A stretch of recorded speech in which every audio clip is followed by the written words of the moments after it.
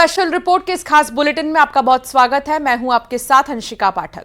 पाकिस्तान मौजूद वक्त में दुनिया का सबसे खतरनाक न्यूक्लियर जोन बन गया है।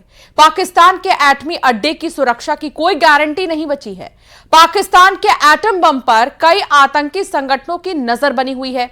तहरीक-ए-तालिबान पाकिस्तान का सरगना नूर वली कई बार पाकिस्तान के एटमी हथियारों को हासिल करने की कोशिश कर चुका है। ऑपरेशन सिंदूर के बाद नूर वली फिर से एक्शन में आ चुका है। मीडिया रिपोर्ट्स के मुताबिक पाकिस्तानी सेना इसी डर से सैन्य मुख्यालय की जगह बदलने का प्लान बना रही है। पाकिस्तानी सेना का हेडक्वार्टर रावलपिंडी में है, जिसे जनरल मुनीर इस्लामाबाद ले जाने का जुगाड़ कर रही हैं।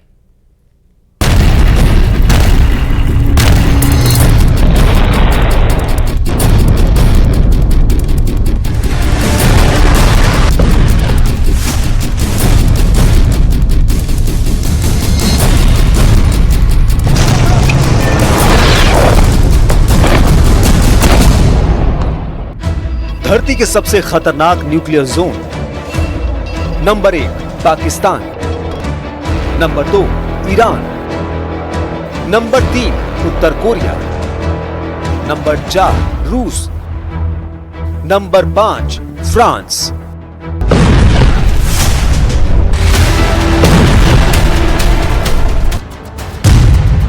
पाकिस्तान धरती पर सबसे खतरनाक परमाणु जोन है।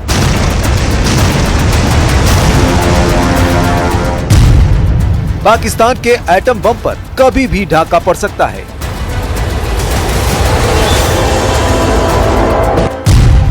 पाकिस्तान से एटम बम छीन लेने की मांग हो रही है।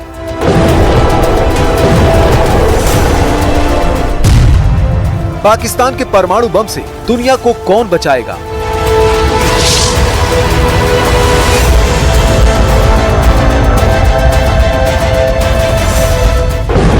ऑपरेशन सिंदूर ने पाकिस्तान के इतने चेहरे बेनकाब किए हैं जिसकी गिनती नहीं की जा सकती। पाकिस्तान इतने तरह से तबाह हुआ है कि उसे कई साल उबरने में लगेंगे।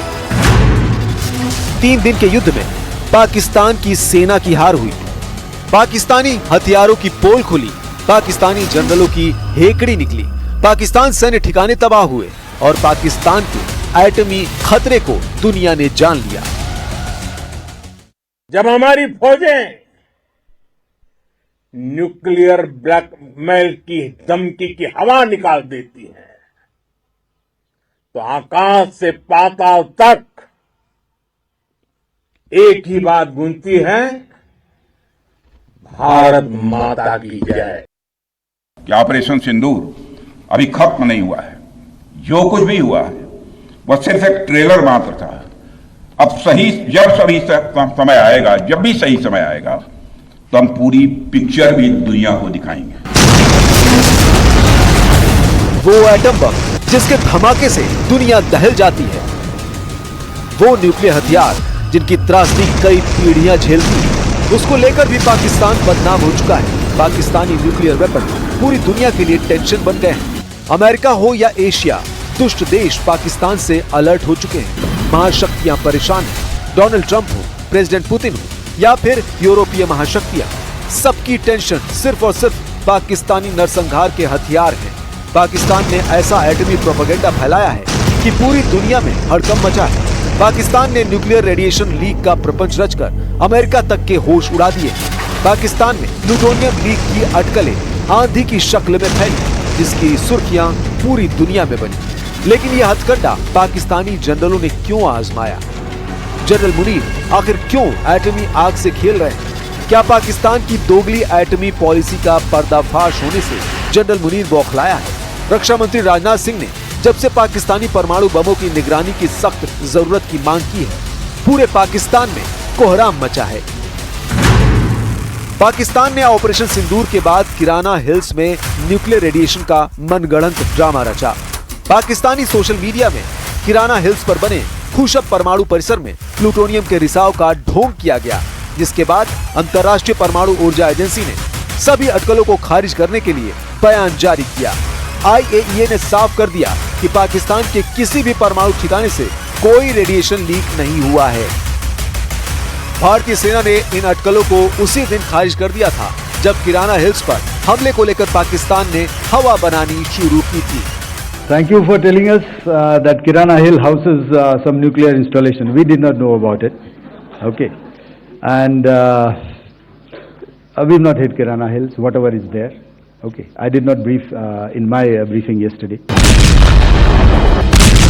भारत ने पाकिस्तान को जहां जहां घुसकर मारा उसके सबूत पूरी दुनिया को दिखाए, लेकिन पाकिस्तानी जनरलों के शैतानी दिमाग से निकले फितूर ने सबसे बड़ी बात उजागर कर दी, बात एटमी खतरे की।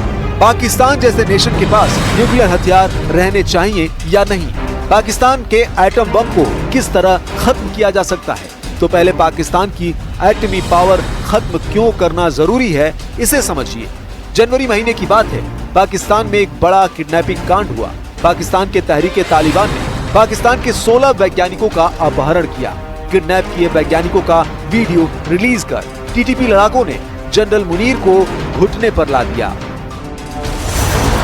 टीटीपी फाइटर्स ने पाकिस्तान की सुरंग से यूरेनियम लूट का दावा तक किया था।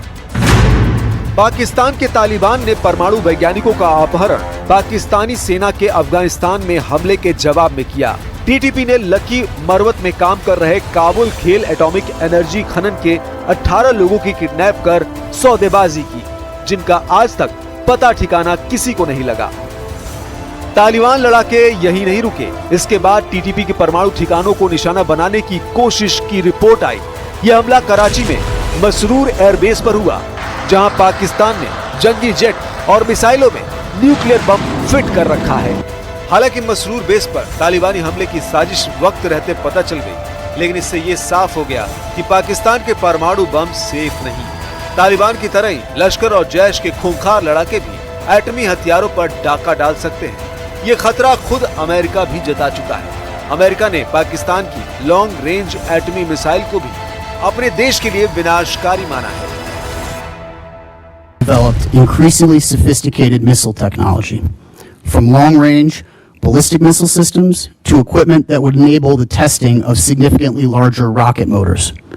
If these trend lines continue, Pakistan will have the capability to strike targets well beyond South Asia, including in the United States. Super power America ने पाकिस्तान से एटम बम छीनने का प्लान भी बना रखा है। इस प्लान को अमेरिकी खुफिया और सैन्य जानकारों ने न्यूक्लियर स्नैच ऑपरेशन और रेंडर सेफ मिशन का नाम दे रखा है। 2010 में द टाइम्स की एक रिपोर्ट के मुताबिक अमेरिका ने एक विशेष यूनिट बनाई है, जिसे एटमी हथियारों को जब्त करने और निष्क्रिय करना मिशन दिया गया। 2011 में ओसामा बिन लादेन के एबटाबाद में मारे जाने के बाद अमेरिका ने पाकिस्तान के परमाणु ठिकानों की पहचान की थी। 2011 में एनबीसी न्यूज की रिपोर्ट में कहा गया, अमेरिका के पास पाकिस्तान के परमाणु हथियारों को सुरक्षित रखने के लिए गुप्त योजनाएं हैं, जिनमें ज्वाइंट स्पेशल ऑपरेशन कमांड शामिल है। लादेन की मौत के बाद अमेरिका ने अपना प्लान बदल लिया, मगर अब इसकी जरूरत फिर महसूस होने लगी। तो किस तरीके से पाकिस्तान के परमाणु हथियारों के खतरे को टाला जा सकता है? क्या पाकिस्तान से एटम बम छीनने की शक्तियां अंतर्राष्ट्रीय परमाणु ऊर्जा एजेंसी के पास हैं? फिलहाल अगर किसी देश में आतंकियों से परमाणु सुरक्षा को खतरा हो तो IAEA संयुक्त राष्ट्र को इसकी जानकारी दे सकती है। एटमी पावर देश पर कोई भी कार्रवाई तभी हो सकती है जब UN सिक्योरिटी काउंसिल कुछ तय करे। आज की तारीख तक अंतर्राष्ट्रीय परमाणु ऊर्जा एजेंसी ने किसी भी देश के परमाणु हथियारों पर कब्जा नहीं किया है, लेकिन कुछ मामलों में IAEA ने निगरानी की है, वो भी उस देश की सहमति लेकर। ईरान के न्यूक्लियर प्रोग्राम पर IAEA ने सेफगार्ड इंस्पेक्शन किए। हालांकि UN सिक्योरिटी काउंसिल किसी देश को एटमी थ्रेट मान ले तो एक्शन लिया जा सकता है। UN सिक्योरिटी काउंसिल के चैप्टर 7 के तहत UN के सदस्य देश जैसे अमेरिका, फ्रांस आर्मी एक्शन लेकर किसी भी देश के परमाणु हथियारों को कब्जे में ले सकते हैं। वक्त की दरकार है कि पाकिस्तान जैसे देश से फौरन एटम बम छीन लिए जाए। इंसानियत की खातिर ये एक्शन जितना जल्द हो सके महाशक्तियां लें।